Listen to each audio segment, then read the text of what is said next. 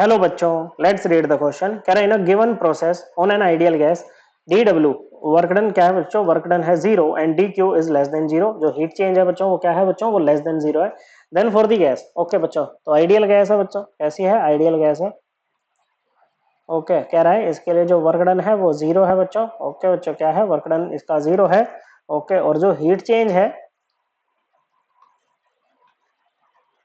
जो heat change है वो क्या है? लेस देन जीरो है। मतलब डी क्यू की वैल्यू क्या आएगी बच्चों? डी क्यू की वैल्यू नेगेटिव है बच्चों। क्या है? नेगेटिव है।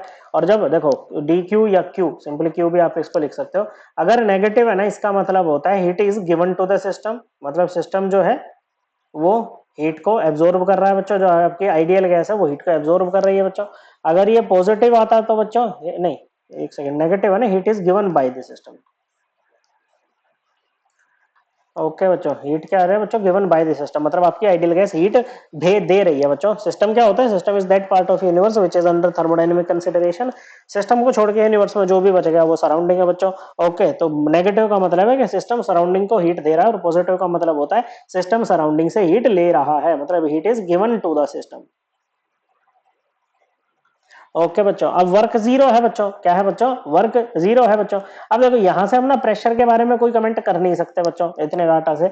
ओके, ये कह रहा है वॉल्यूम विल इंक्रीज। देखो बच्चों, अगर वॉल्यूम इंक्रीज या डिक्रीज करती ना बच्चों, तो वर्क शायद जीरो नहीं होता बच्चों, वो एक अलग बात। अगर एक्सटर्नल प्रेशर जीरो होता तो वर्क भी जीरो होता, क्योंकि वर्क डन का फॉर्मूला क्या होता है? ये होता है minus P external DV. Okay बच्चों, तो अब यहाँ पर देखो, अब अगर एक्सटर्नल प्रेशर जीरो नहीं है ना, तो वॉल्यूम ना तो इंक्रीज करेगी ना डिक्रीज करेगी, कांस्टेंट रहेगी, तभी तो आपका वर्क डन क्या आएगा बच्चों? जीरो आएगा बच्चों।